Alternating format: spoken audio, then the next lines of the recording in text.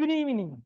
Man must rise above the earth to the top of the atmosphere and beyond, for only thus will he fully understand the world in which he lives.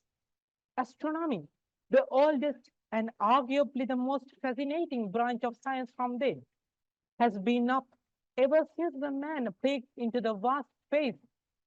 His curiosity was held in an endless tunnel, and astronomy provided its fuel for man to go further. Through the centuries, it has shown us how indifferent we are, how weak our strength in comparison to the vast universe about secrets which cover our imagination. We have learned that we are nothing but tiny specks with arrogance as tight as rocks.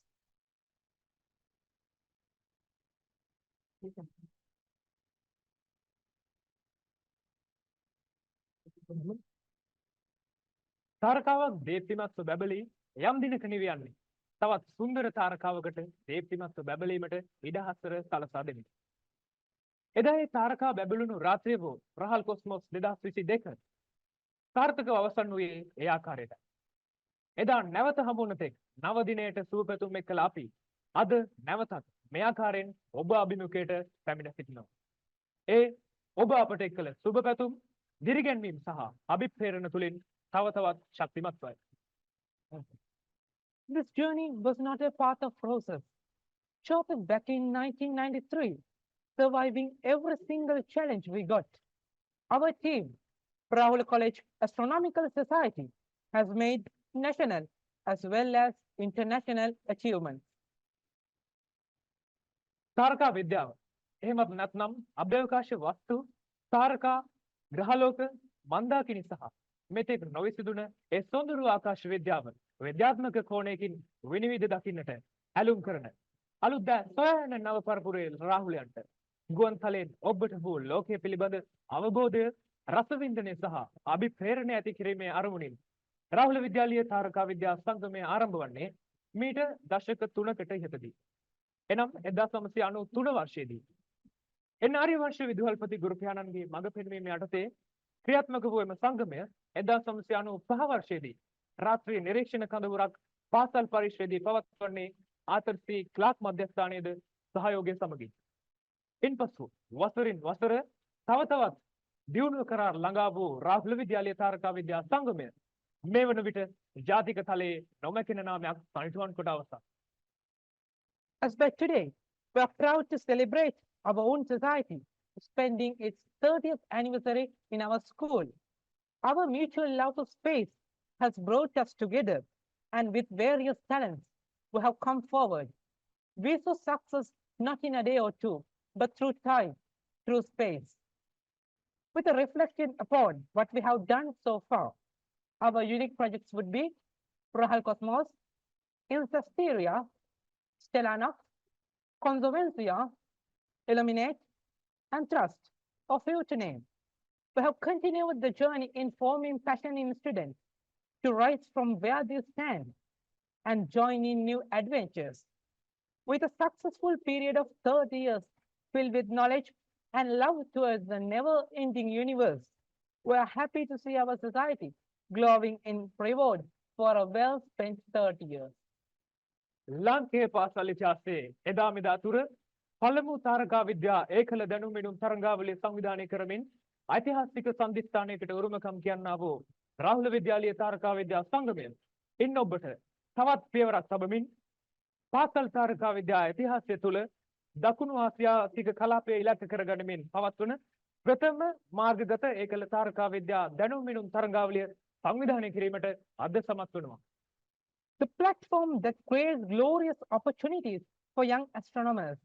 The first ever South Asian solo astronomical quiz competition organized by a school astronomical society. Ladies and gentlemen, please give a big round of applause for the most anticipated night of the year, Rahal Cosmos 23.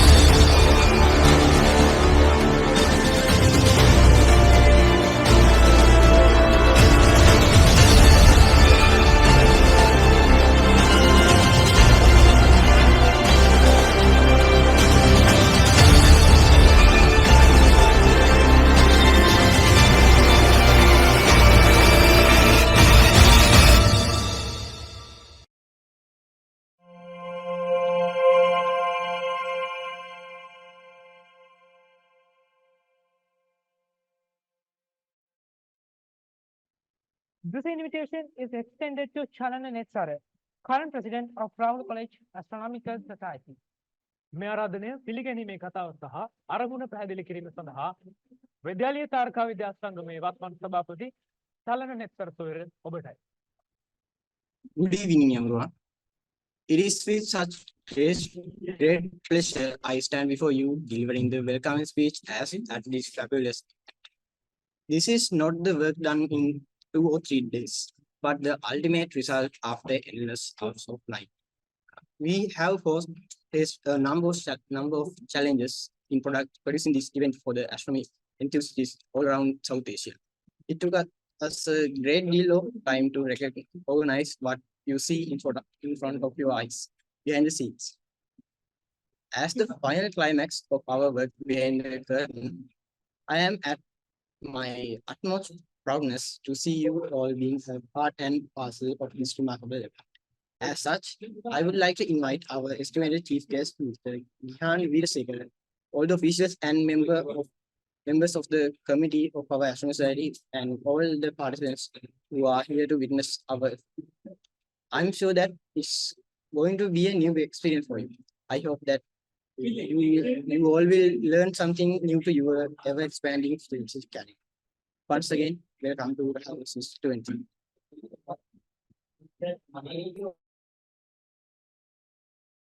Thank you for your wonderful speech, Chalana sir.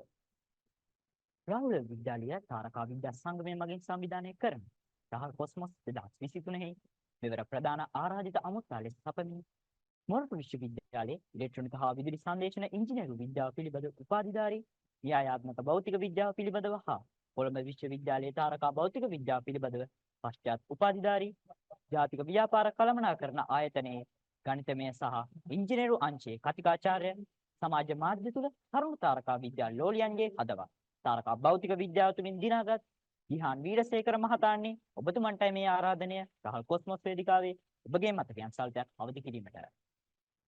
Now, as the chief guest of Rahal Cosmos 2023, I would like to call for a graduate in electronics and telecommunication engineering from Morato University, a graduate in theoretical physics, and a postgraduate in astrophysics from the University of Columbus. This invitation is for Mr. Gihan Veerasekara, who has won the hearts of young astronomy lovers through astrophysics, the lecturer of the Mathematical Engineering Department of the National Institute of Business Management, to rekindle some of your memories on the Rahal Cosmos stage.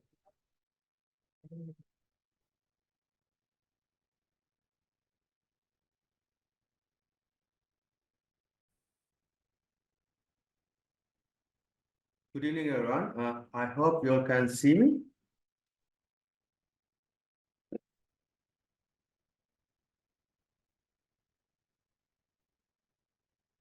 Just for some clarification, am I visible and am I audible to all of you?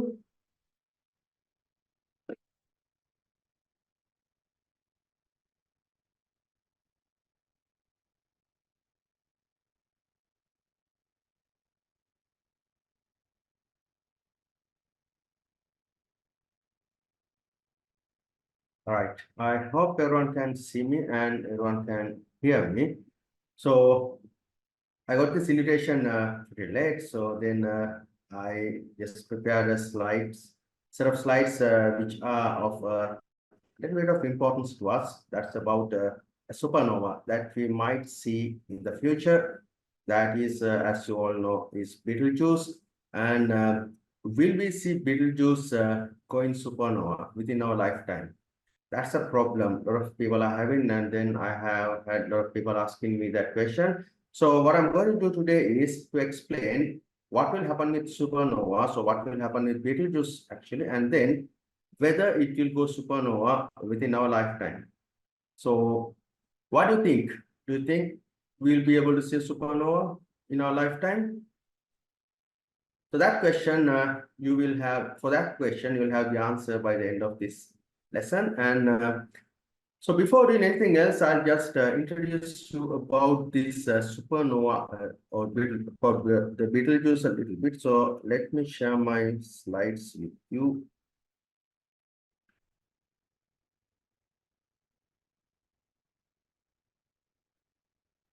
Right. I hope the slideshow is visible to you. Can someone confirm whether it is visible?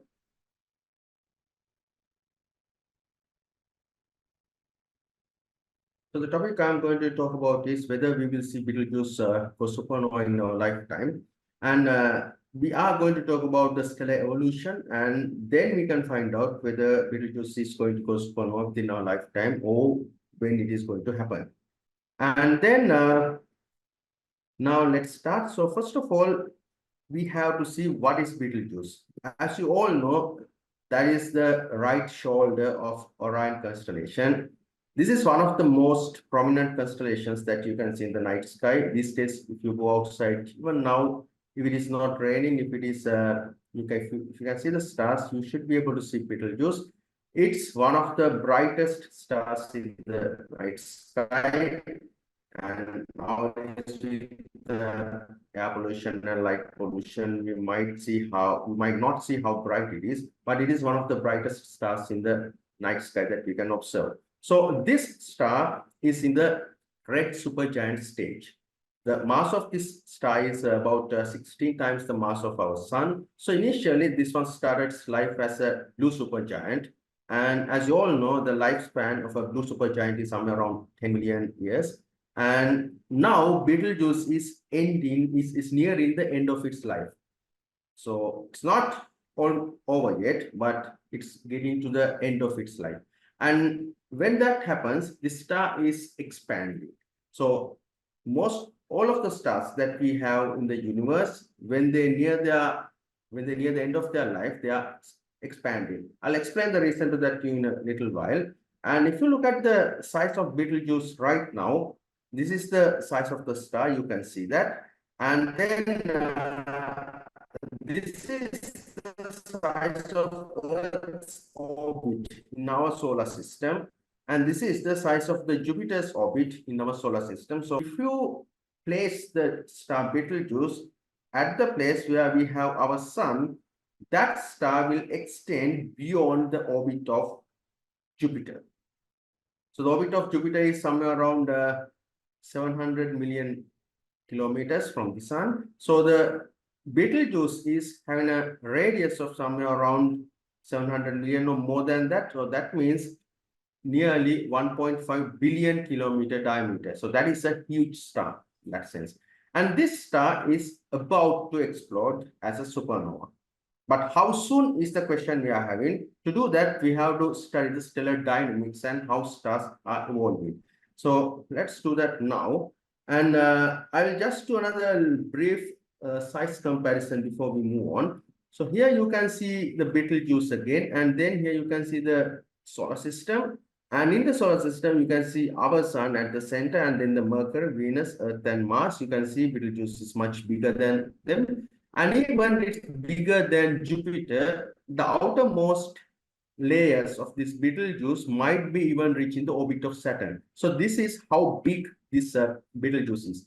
And then this one is expanding even further, and after a while, it will go off as a supernova.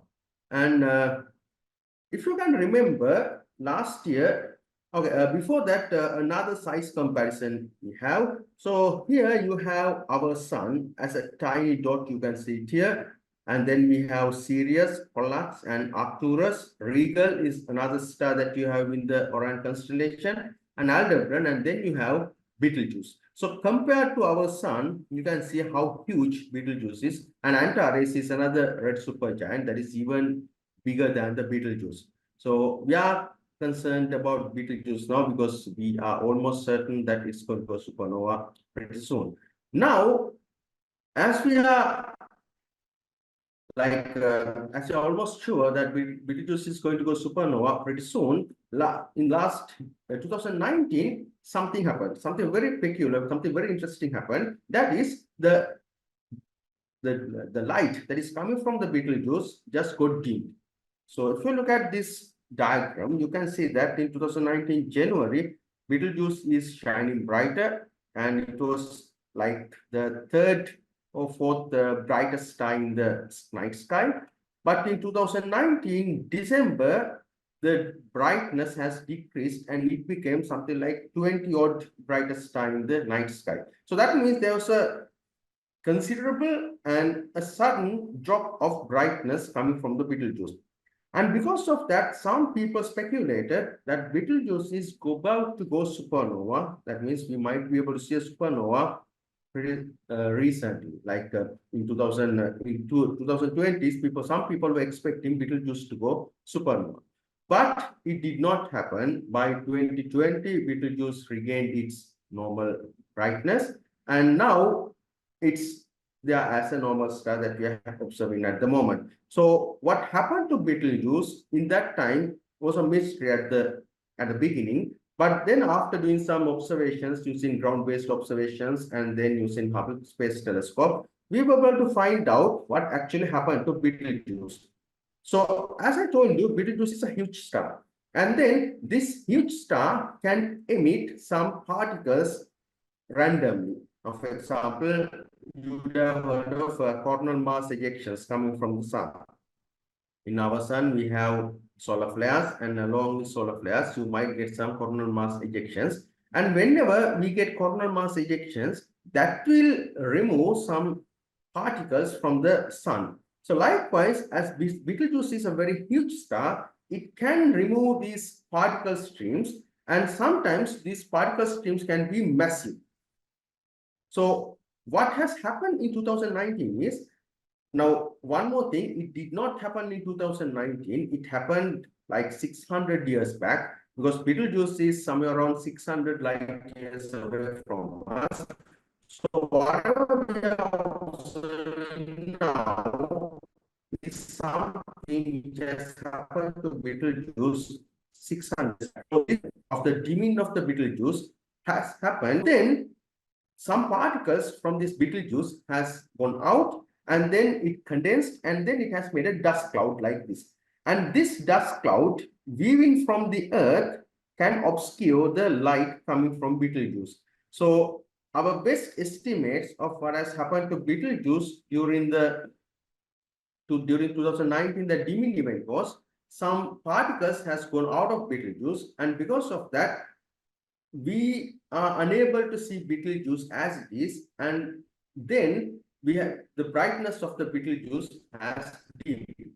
So this particle stream has gone away after that, and after about 1 year, Betelgeuse has regained its normal brightness. So this is what has happened to Betelgeuse in 2019. So that means this is not a sign that Betelgeuse is going to go supernova in the near future.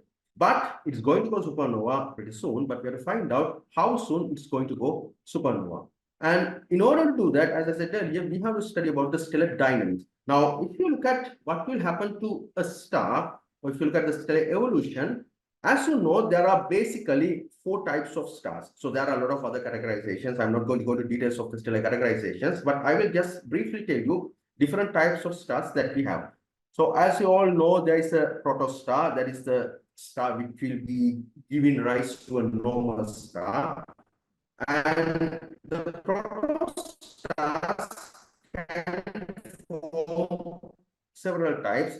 One is the brown dwarf. These are the failed stars. Failed means they don't have enough mass to have, they will never become stars. They will just remain as these brown dwarfs for the rest of their lives, unless there might be brown dwarf collisions or something like that, where you will exceed the limitation of a star and then it can just pop up as a star. But if that did not happen, the brown dwarfs will remain as brown dwarfs forever. And then you have the red dwarf, the smallest stars, as well as the most abundant type of stars in the universe. For example, you have about 73% of the stars in the universe are red dwarfs. And we have never seen a red dwarf becoming something else or evolving and ending its life, because red dwarfs are small. Because they are small, they will be doing their nuclear fusion pretty slowly. And in order for them to evolve and end their lives, it might take some hundreds of billions or trillions of years. As you all know, the universe is only 13.7 billion years old. As the red dwarfs has never had any time to evolve into whatever it's going to be in the future, all the red dwarf stars which were born at the beginning of the universe as well as up to now, they are still remaining as red dwarf. They haven't evolved to the next phase from the red dwarf status.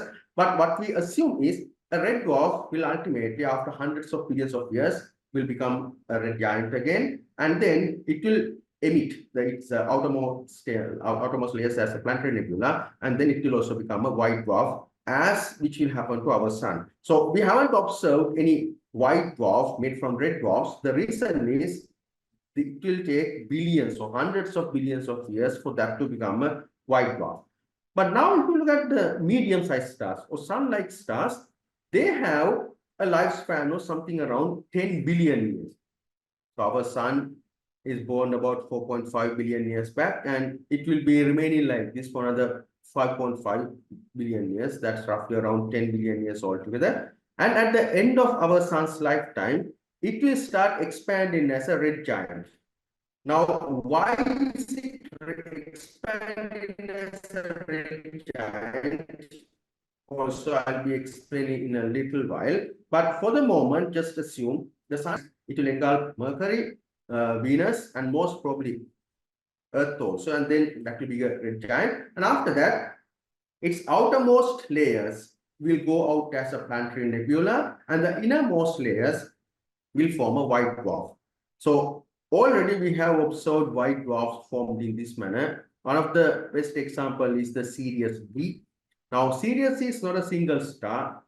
It has a companion, and that is a white dwarf. We call it Sirius B, which we cannot see from our naked eyes, but we can observe it from telescopes. So those are the white dwarfs that we have, and white dwarfs will remain as white dwarf, and then finally they are not doing any nuclear fusion. As they're not doing any nuclear fusion, they are not generating any energy, but they have the energy because of the gravitational collapse that they had, and that energy will slowly dissipate, and over hundreds of billions of years of time, this white dwarf will become a black dwarf. That means it will no longer have enough energy to emit. And that's what will happen to a sun-like star. But the interesting thing comes when we look at huge stars like blue supergiants. We consider them to be having solar mass, 10 solar masses, 20 solar masses, or even higher. Now, Betelgeuse is having 16 solar masses from our best estimates. So what will happen to this star is the lifetime of a blue supergiant is something like 10 million years. It is not measured in billion, it is measured in millions. Therefore, after about 10 million years, it will consume all its resources. That means the hydrogen and all the other elements that you have, and it will not be able to sustain the nuclear fusion reaction within its core. And when that happens, it will go off as a supernova. So that is the simple thing which will happen to a blue supergiant. The ultimate product that will have is a neutron star or a black hole, depending on the mass of the original star and how much mass is going to go out in the supernova and how much mass will be collapsing in the core. We call it the core collapse. It will be defined as to what will be happening, whether it will be a neutron star or a black hole. It will be a very subjective thing, so we can't say what will happen to the Betelgeuse right now, but most probably it will become a black hole because it has 16 times solar mass. Now that is what will happen to a star, and this is the stellar evolution. Now what we have to find is at what stage of stellar evolution the Betelgeuse is. Now, if we can find out the stage of evolution of the Betelgeuse, then we can say roughly around what time Betelgeuse is going to go off as a supernova. And then in order to do that, again, I have to explain to you about some stellar dynamics as to what will happen, what will actually happen inside a star. Now, this is a normal illustration of a star. If you look at this, you have the core, that is the place where you have the nuclear fusion, and then you have a radiative zone. That means the energy generated here will be going out as radiation, and then we have the convective zone. In the convective zone, the energy will be going out as convection currents, and at the surface, energy will be going out again as radiation. So that is what we will see in a star. Now, at the center of the star, we have a very high temperature, because of that very high temperature, the hydrogen at the center of the star or at the core of the star can be converted to helium. Now that is what we call the nuclear fusion. In a nuclear fusion reaction, hydrogen will be converted to helium. And when that happens, energy will be going out. So that reaction is an exothermic reaction. Exothermic means when hydrogen is converted to helium, it will emit heat or energy. So because of that energy generation, that energy will go through the radiation zone and it will go through the convective zone, and then it will be going out of the star. And remember, all this time, the star is trying to collapse on itself. That is due to gravity. So gravity will always try to collapse the star inwards, but the nuclear fusion that is happening at the center of the star will try to push the star outwards. That is what we call the radiative pressure. So this radiative pressure will be balancing the gravity. So that's how a star is remaining stable for billions of years or to the duration of its lifetime. Now you can see the gravity is trying to collapse it and the radiation is trying to expand it, and there will be equilibrium. And when that equilibrium is happening like that, the star will remain stable for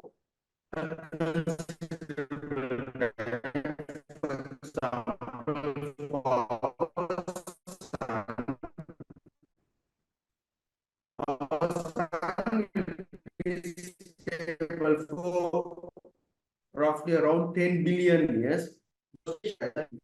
Is stable, and then this is what actually happens in this. So we have hydrogen, and hydrogen will be converted to deuterium. If you take a normal hydrogen atom, it contains only one proton and one electron. That's the hydrogen atom. But if you add a neutron to that one, it will become a deuterium. So you have a proton and a neutron. That's deuterium. That's the isotope of hydrogen. And if you add another neutron, that will become tritium. So you have one proton and two neutrons. And this deuterium and tritium can combine with each other, and one helium atom will be created with two neutrons and two electrons, two protons and two neutrons, and one neutron will be going out. This is important. This one neutron going out is important. The reason is this neutron can combine with another hydrogen. Then it will become a deuterium. And another neutron can combine with another deuterium and it will become a tritium. So that this reaction can be carried forward. So these are the reactions, what we call chain reactions. In a chain reaction, the output of the reaction should emit a particle which will sustain the chain reaction. If this neutron is not emitted, then you cannot sustain it, right? Because the hydrogen has to be converted to deuterium and deuterium has to be converted to tritium in order to make that nuclear fusion and to make helium. And this electron, this neutron which is going out is the one which is responsible for that chain reaction. Okay, so the same thing will happen in a nuclear fission reaction. That means if you take uranium, and uranium can be broken down into smaller components, and then when you do that, some neutrons will go out and then some energy is also going out. That energy is the nuclear energy we are getting in nuclear power plants. And if you look at our sun or any star, that the nuclear fusion energy, that means deuterium and tritium combining to form helium and a neutron, and that energy is the energy that we are getting from the sun. So our sun is a huge nuclear reactor. From that huge nuclear reactor, we get energy, and that's the energy we are consuming on Earth. So we are actually running on nuclear energy. And on the surface of Earth, we have nuclear power plants and things like that. That is also converting this nuclear energy to our useful applications. Right? So this is what is happening inside a star.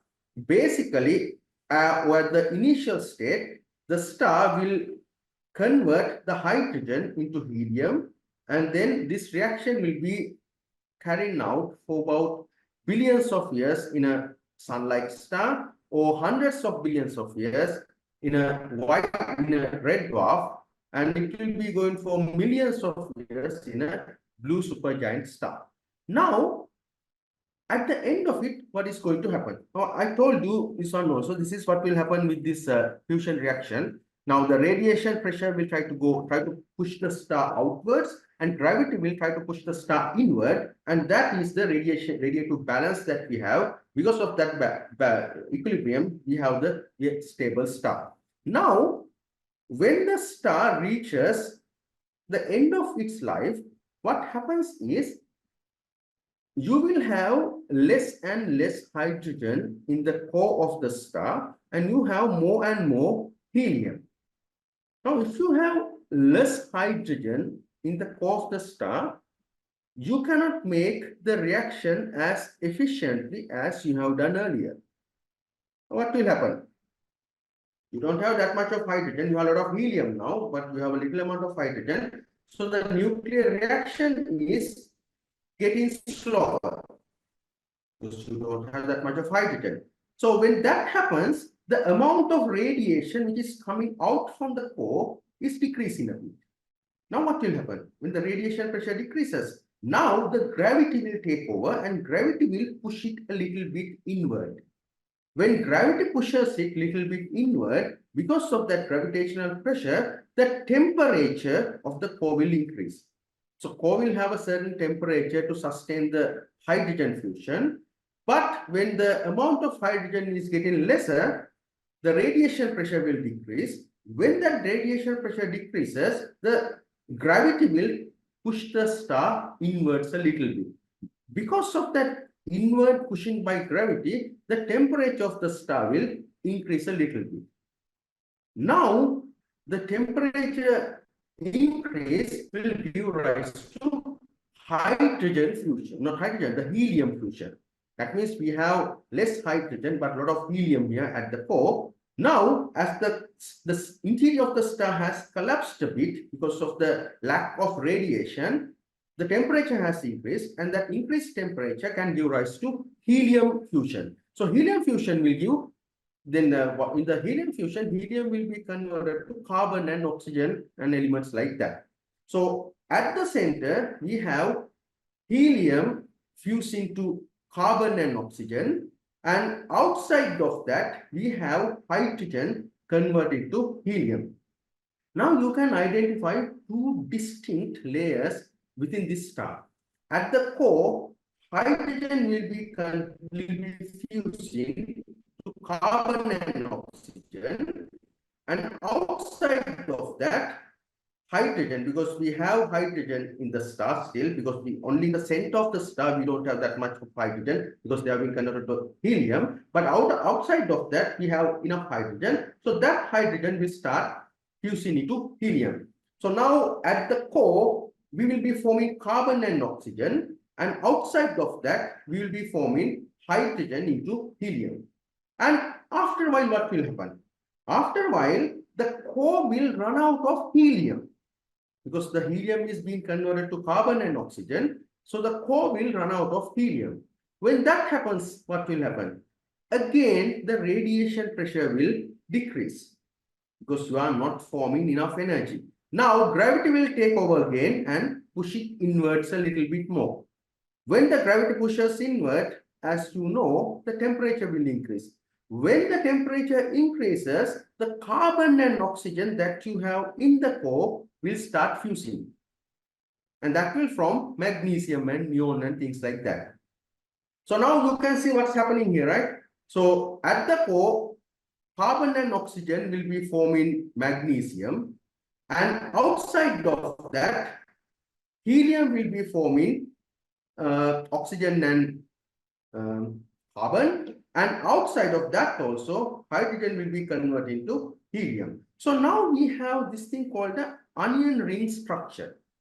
So at the center, magnesium or the carbon and oxygen is fusing into magnesium and neon, and outside of that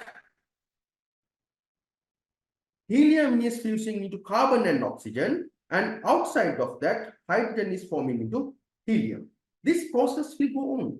Now, once the carbon and oxygen in the core finishes or getting lesser, the radiation pressure, then the nuclear fusion reaction will decrease. And because of that, the star will collapse a bit. And then magnesium and neon will start fusing into silicon and sulfur.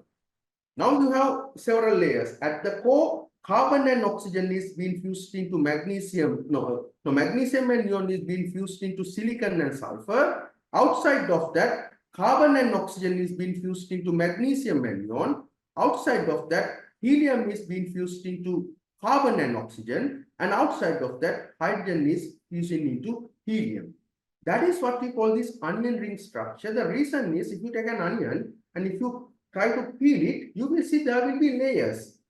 So inside a star also, layer by layer, we will have this nuclear fusion reaction happening. Now, you can see when magnesium and neon fuse, they will form silicon and sulfur.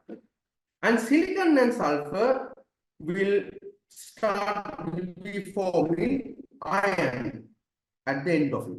So when there are not enough magnesium and neon, the star will collapse a bit. And then the silicon and sulfur that you had will start forming iron.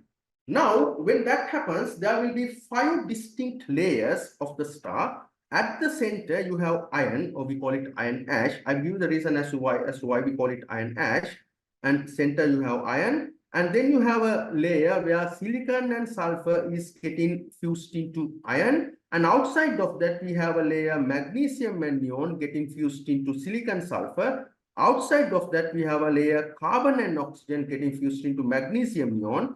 And outside of that, we have a layer helium getting converted to carbon and oxygen. And outside of that, we have hydrogen, or the normal fuel that you have in the star, getting converted to helium. And outside of that, we have the normal hydrogen envelope. Now you can see that the nuclear fusion reaction has expanded or has been going away from the core of the star.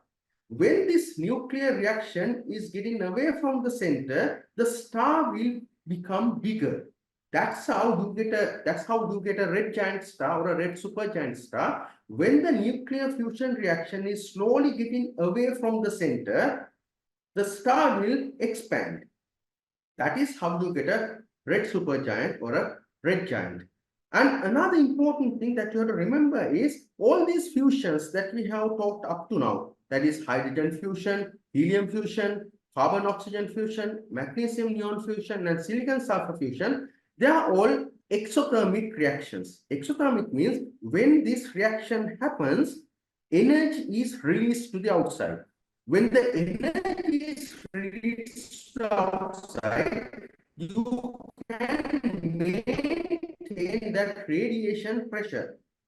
Now, if you can, which keeps the star stable, because the gravity is always trying to get the star collapse. Now, when you have iron in the star, or when you have iron in the core of the star, iron will start fusing after a while. But the problem with the iron is that reaction is not atomic, means when iron fuses, it will not release energy, but it will consume energy. Now what will happen? Now, in order for the star to remain in the equilibrium, it has to generate energy. But when the iron is converting or fusing into other elements, it will consume energy, it will absorb energy. Now, the star cannot produce energy, right?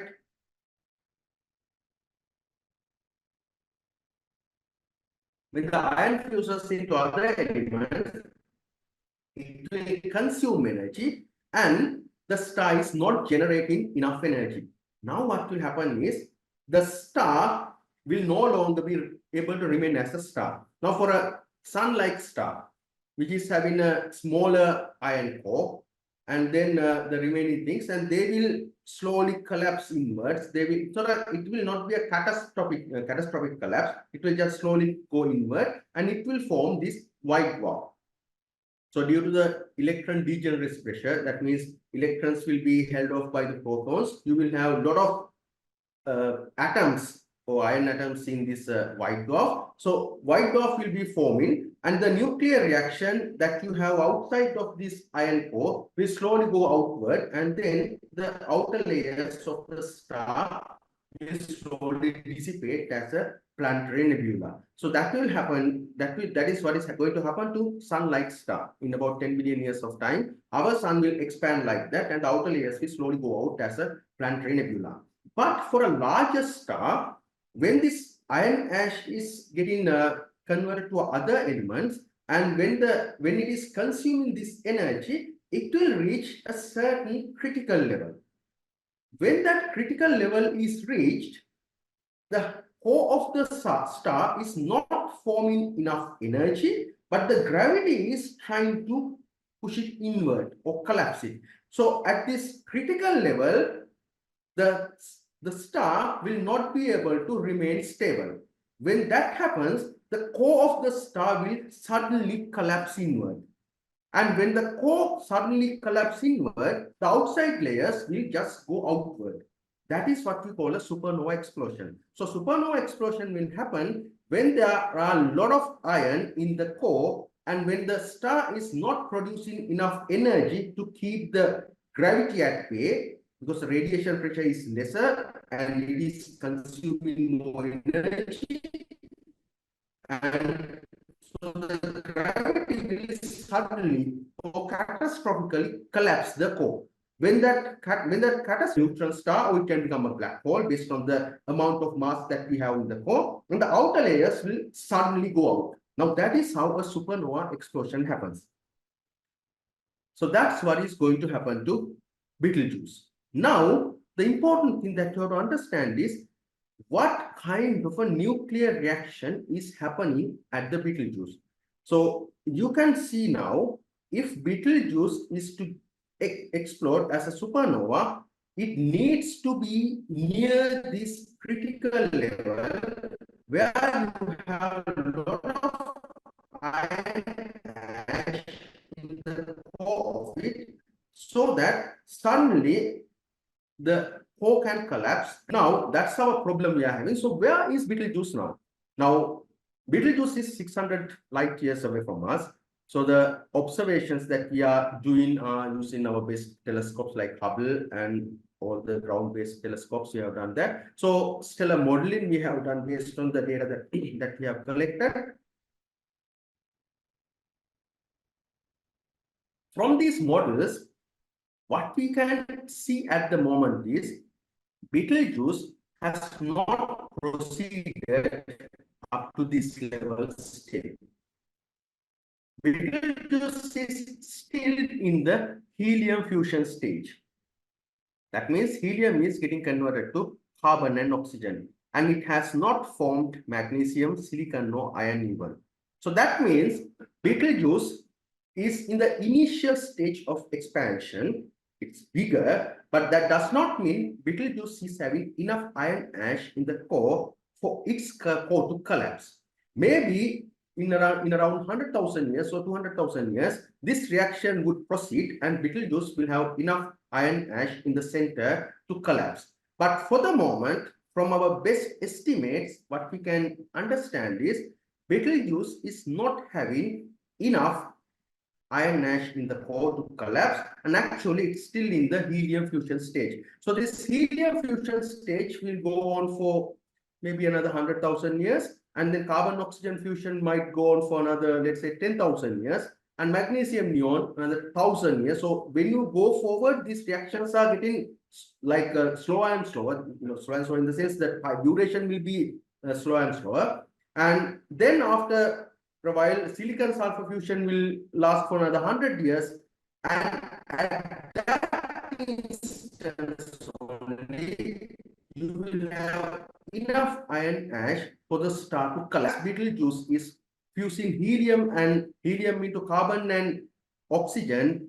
We are not expecting Betelgeuse to go supernova in the near future. So Betelgeuse most probably will go supernova in the next 100,000 years. Our models and estimates, we are pretty sure that's what is happening inside Betelgeuse. We can't see inside Betelgeuse because it's too far away and we can't see inside the star. But from our models, what we can see is it's still fusing helium into oxygen and carbon. Therefore, Betelgeuse will not go supernova for the next 100,000 years. So most probably, assuming our models are correct, Betelgeuse will not go supernova in our lifetime. It will take another, maybe within the next 100,000 years. Within the next 100,000 years, Betelgeuse will go supernova, but that will not happen within our lifetime. Again, I have to say that's based on our models and the data that we have gathered. Maybe our models can be wrong. There are a lot of instances where our models has become wrong, and from the models we have developed from that data, Betelgeuse will not go off as a supernova within our lifetime. And in another 100,000 years only we can expect it to go supernova. And when that happens, don't expect to see something like the full moon. Even when Betelgeuse go off as a supernova, it will not be like full moon. It will be a very bright spot or point of light in the sky. Now, if Betelgeuse is going to be like full moon, it has to expand several light years. But when that goes supernova, it cannot expand into several light years within a couple of weeks. Therefore, Betelgeuse will be a very bright spot in the sky. It will not be like a full moon. You will be able to see a lot of things because that light will be very intense, but that will be a very intense dot of light in the sky. Don't expect that to be like full moon. It is not going to be like that.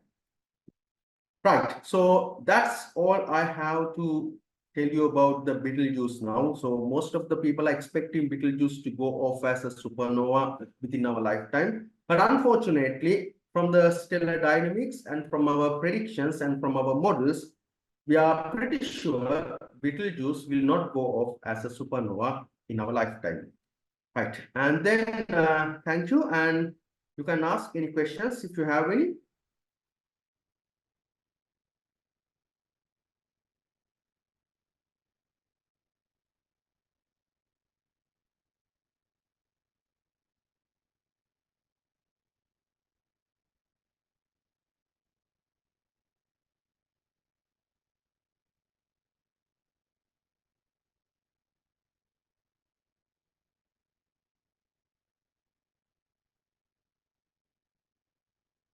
And I hope you got some idea about the stellar evolution and what is actually happening inside a star. So if you look at our sun is still doing the hydrogen fusion, and it will be doing that hydrogen fusion for the next, let's say, 5 billion years. Now, after that only it will start doing the helium fusion. And in our sun, helium fusion can go on for another 1 billion years, something like that. So after that only it will start expanding and it will become a planetary nebula. So we don't have to worry about our sun going off as a supernova because the mass of our star is not enough for it to go supernova. It will become a planetary nebula only. So we can't. Our sun will never become a supernova. It simply is not having enough mass for that. Okay, so if you have any questions, you can ask now. I think the organizers can do something about that if they have any questions to ask.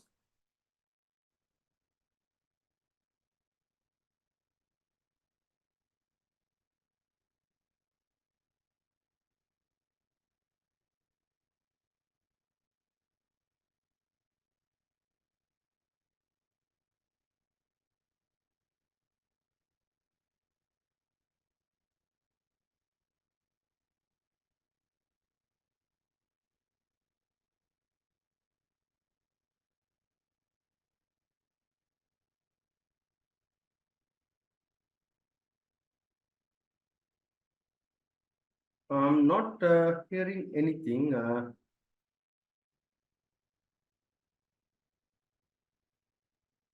Yes, I think Dilip is having a question. Sir, Yeah. can we see a supernova in Nekadai? Sorry, ask the question again. I couldn't hear you properly. So can we see a supernova in Nicotai? You mean in our lifetime, whether we'll be able to see a supernova? It's a question. Now, usually, if you take a normal galaxy, in a normal galaxy, within 100 years, a supernova will go off. But in our galaxy, the last supernova we have observed is in 1604. That is about 400 years back. So we should see a supernova within our galaxy at any time, because we haven't observed a supernova going off in our own galaxy within the last 400 years.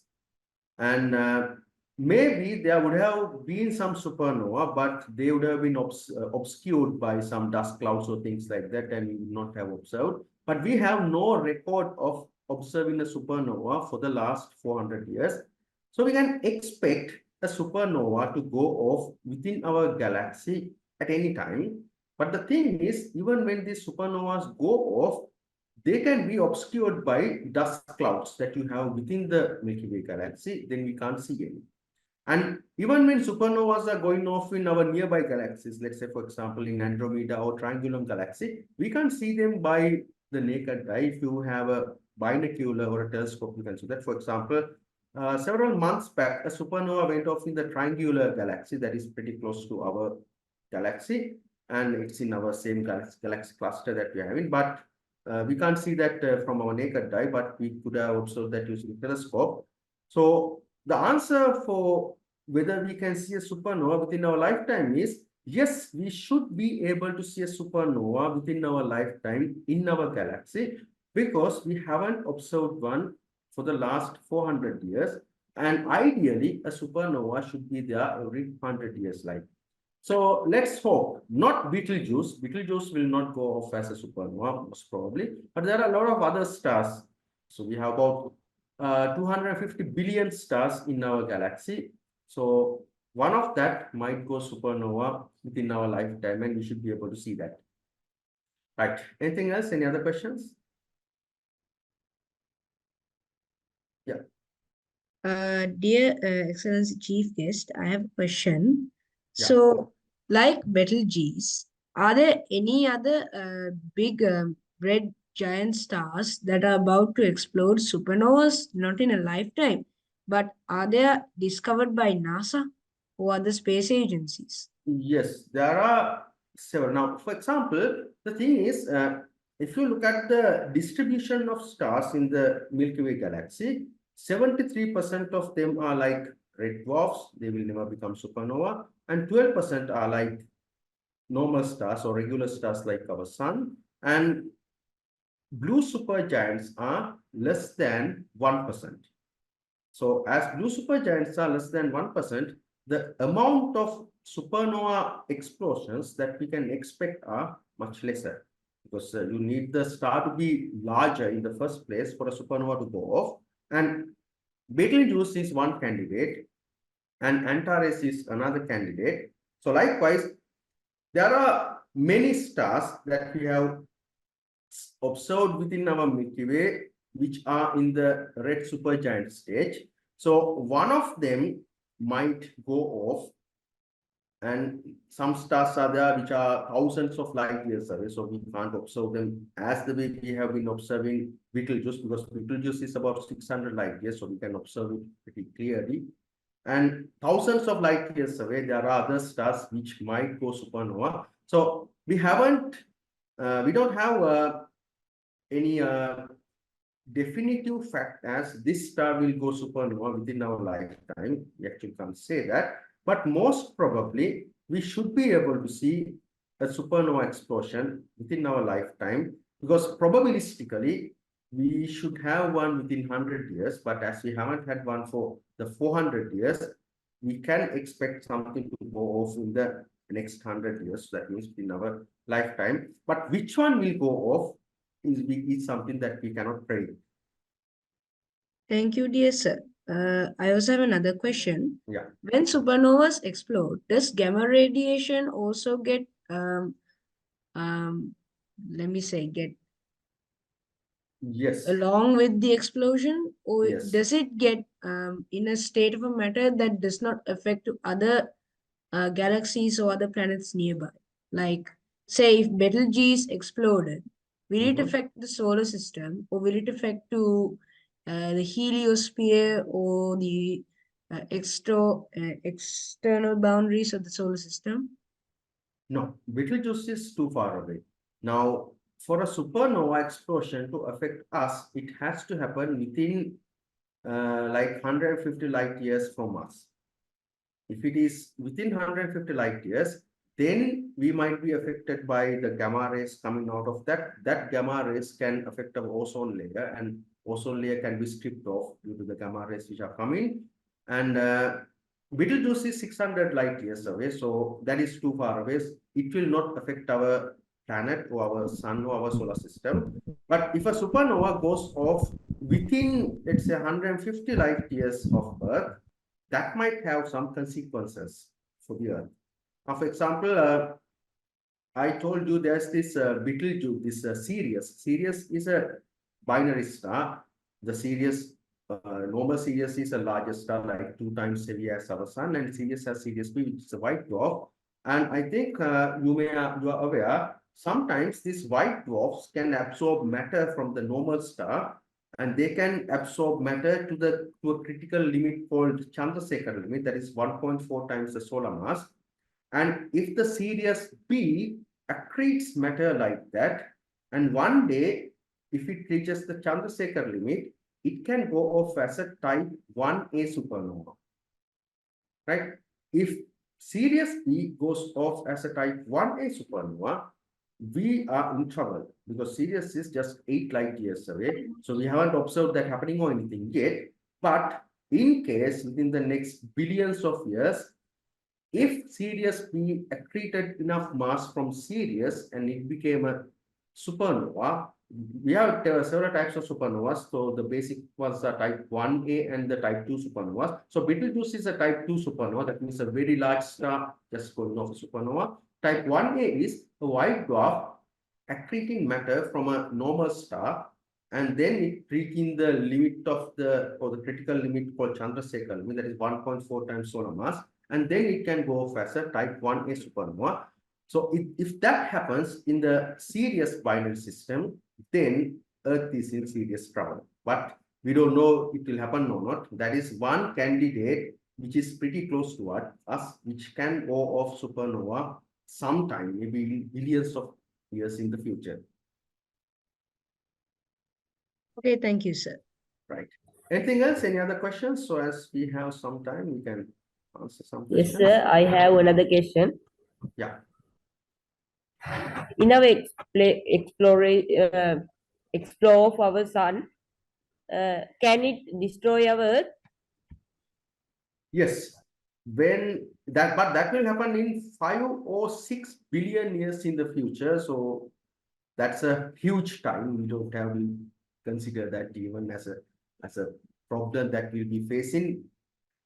In about 5 to 6 billion years of time, when our sun starts expanding, because our sun is still doing the hydrogen to helium fusion, but when the helium fusion or the carbon fusion happens within the sun, it will start expanding. When it expands, our estimates are saying it will reach up to the level of Earth.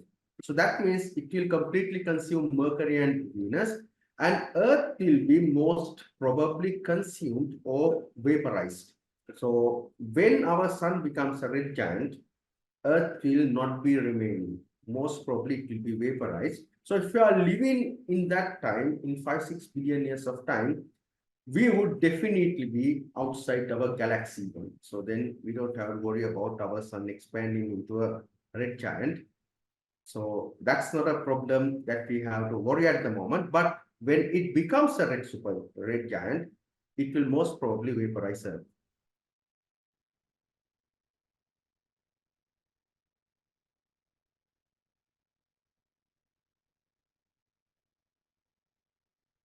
Yeah. Anything else? And if you want, you can ask questions in Sinhala as well. Excuse me, sir. Yeah. I only have one question.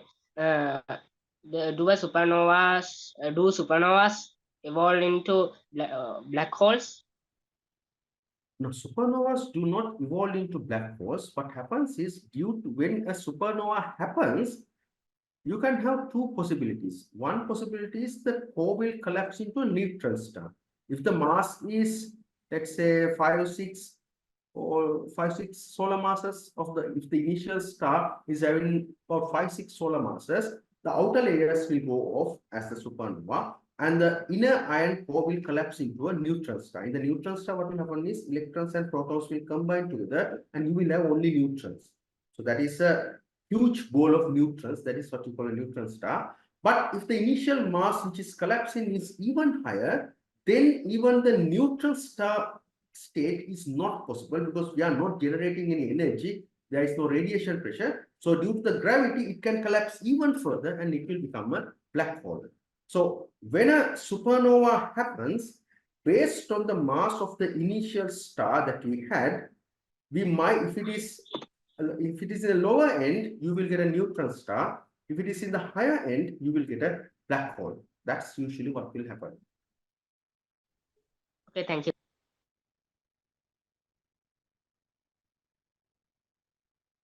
Sir, if a star like Sirius or Alpha Centauri will go into a supernova, will it be as chaotic as an atomic bomb fell into Nagasaki or Hiroshima to Earth in a much larger scale? Okay, first of all, Sirius is like a sun-like star. It's about 2 times heavy as the sun. So Sirius is not going to go supernova. And Alpha Centauri is like our sun, a little bit heavier than our sun. So Alpha Centauri is also not going to be a supernova. But the possibility is Sirius B is a white dwarf. Sirius B can accrete matter from Sirius A or the normal star, and it can go off as a type 1A supernova. And Alpha Centauri also, Alpha and Beta Centauri, that is also a binary system. And you have the Proxima Centauri, which is a red dwarf. So in that Alpha and Beta Centauri binary system, which are both sun-like stars, if one becomes a white dwarf a little bit prior to the other star, that white dwarf can accrete matter from the remaining star and become a type 1A supernova. So these are possibilities. These are not things which will definitely happen. These are possibilities which can happen if either Sirius system or Alpha Centauri system, or when the white dwarfs of those systems, when they have them, if they become a supernova and if they go off, just then it will be a catastrophic event on Earth. It will be like the nuclear explosion that we had in Hiroshima and Nagasaki, because you will be like completely covered with gamma radiation coming from those events. And because of that, if there was any life on Earth around that time, that life will be completely wiped off and Earth will be completely sterilized. Now, for example, in laboratories, we are using gamma rays to sterilize all the operation equipment that we are having. So that's what we call gamma ray treatment. So they will be sterilized. There will be no bacteria, nothing will be remaining once you subjected to gamma rays. Something like that will happen if a supernova goes off, let's say within 10 light years from Earth.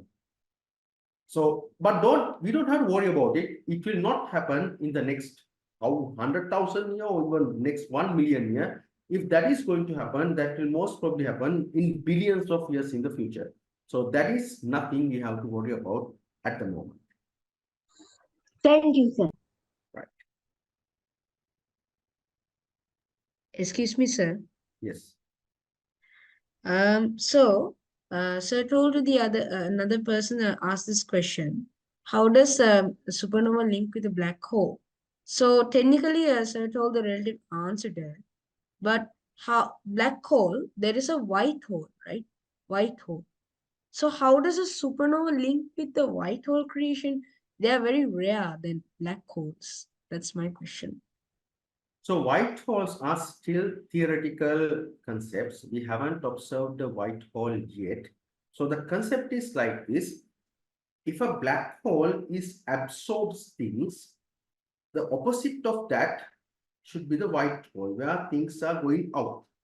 We haven't observed a white hole yet. So we can't say anything about white, we can't say anything definitive about white holes because we haven't observed anything yet. It's only a theoretical concept. But black holes was conceptualized in Albert Einstein's general theory of relativity, which was proven correct by Stephen Hawking and Roger Penrose in 1960s. And in 2019, we took the image of a first black hole. So black holes are existing. We know they are there. We have seen their effects and we have even observed them. But white holes still is a theoretical concept. We don't know whether white holes are existing. And theoretically, a white hole is the opposite of a black hole. So the black hole will absorb matter and white hole will release matter. The best example that we have for a white hole right now is the Big Bang. Because at the Big Bang, from the Big Bang singularity, matter started expanding.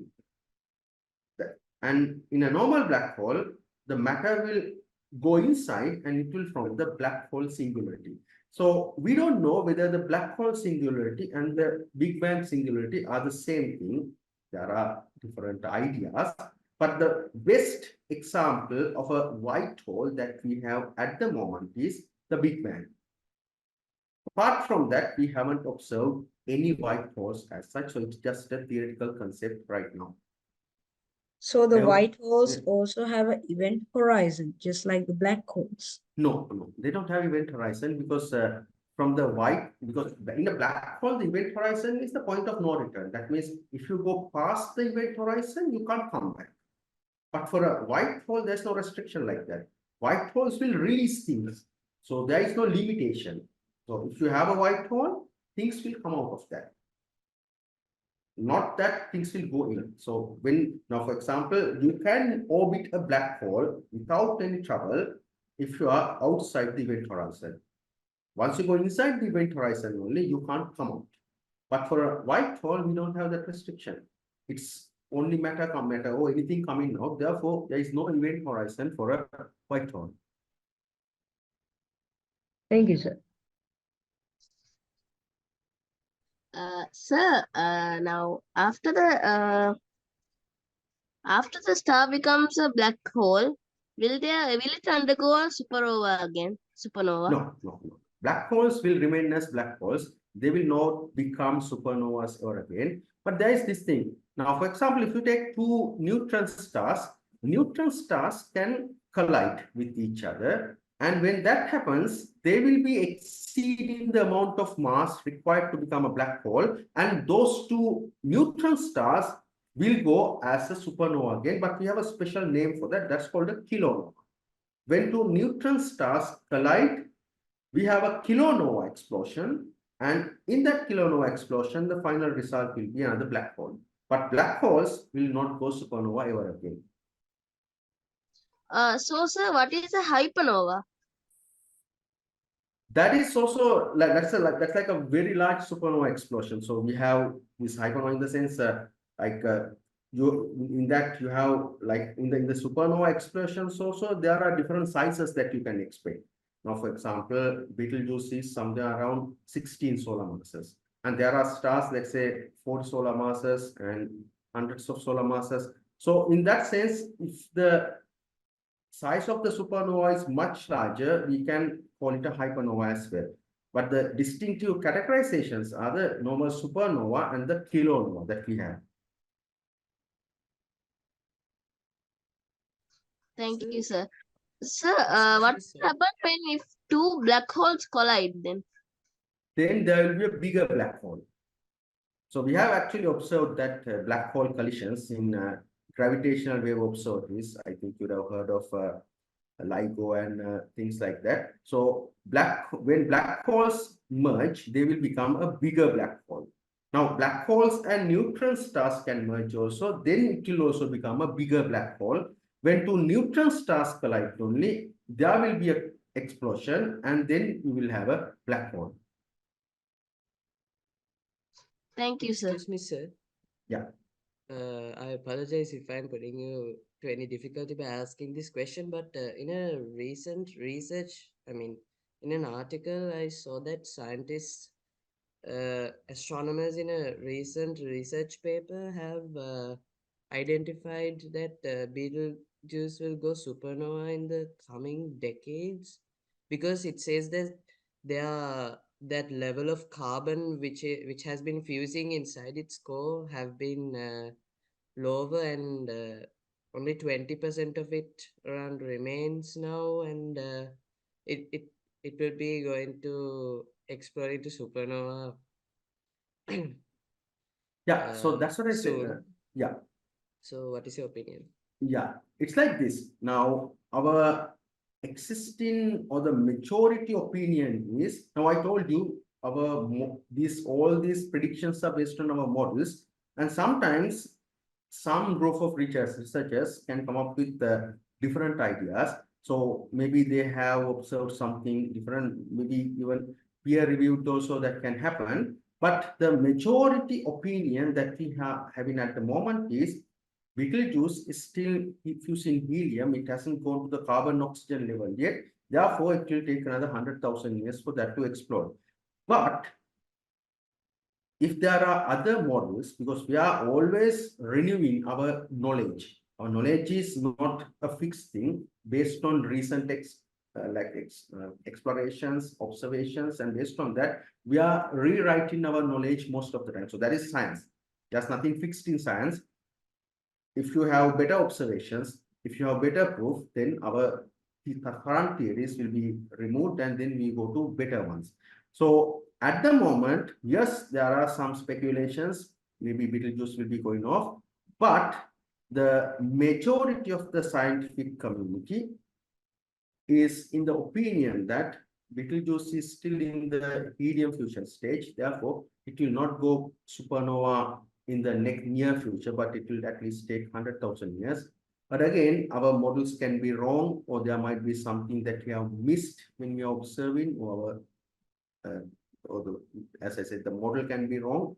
So that can happen. There is a possibility that Betelgeuse can go off in the near future, but that is not a proven fact, because at the moment, the majority are in the opinion that Betelgeuse will not go off in the next 100,000 years. But of course, there will be a lot of other researchers who will be based on other evidences and other observations that they have done, can come up with other opinions. So opinion does not mean it will go off, but maybe when we do more and more observations, I think we haven't observed Betelgeuse from James Webb telescope yet. So we have James Webb and then the Nancy Ram. That there are a lot of other telescopes which are going to go up in the sky in the next 10 years, so the next decade. So based on their observations also, we might be able to come to a conclusion as to actually what is happening inside Betelgeuse. So for the moment, we are in the opinion that it will not go off in the, it will go off in the next 100,000 years, but not in the next decade or two. Okay, sir, thank you.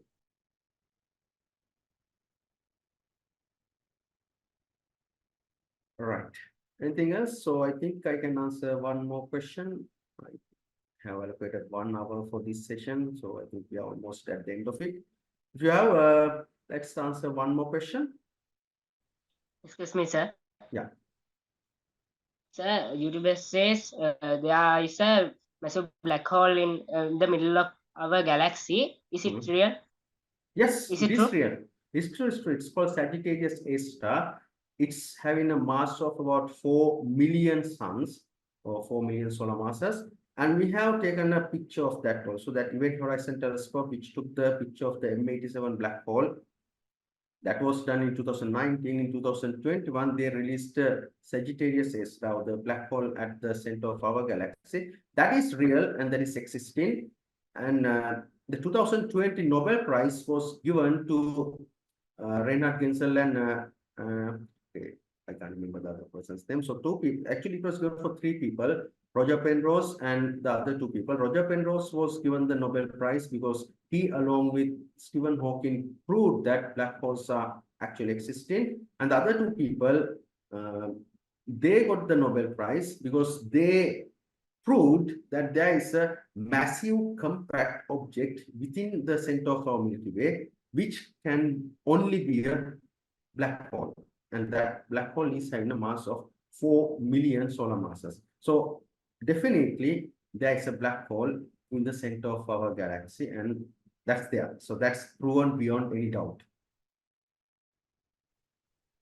So is that means the once there was a nebula in the center of our galaxy? Okay, the thing is, we don't know how these supermassive black holes have initially formed. There are several speculations. One speculation is initially near the Big Bang, we had huge nebulas, and then they formed huge stars, and those huge stars suddenly collapsed into black holes. Those are called like those are they don't go into supernovas, but they just collapsed into black holes. So they may have formed these supermassive black holes, but still we don't know how these supermassive black holes has formed, because for smaller black holes to merge together and to form supermassive black holes, we don't have enough time. For example, that M87 black hole is 6.5 billion solar masses. For such a huge black hole to happen within the duration of the universe, there might be some other processes at working. So we don't know actually how the supermassive black holes has formed, but we are researching on that. Maybe within next 10 years, we will know as to how these supermassive black holes initially formed. So for the moment, what I can say is those supermassive black holes are there, but how they actually formed is a mystery for the moment, which we will be solving in the near future, most probably. Okay, sir. Thank you. Right. So I guess you can continue with your quiz competition, and thank you again for listening. And I hope you gained some knowledge about stellar evolution and what will happen in a star, and whether Betelgeuse will go supernova in the near future. And yeah, maybe in some other event, maybe I can use some other talks about some other things, and maybe something similar to this. And thank you for inviting me as well.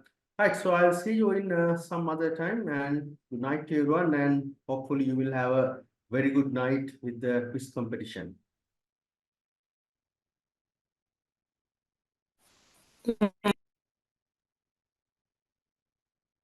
Good night, sir. So I will hand over this to the organizers. You can, yeah, take the question back to you now.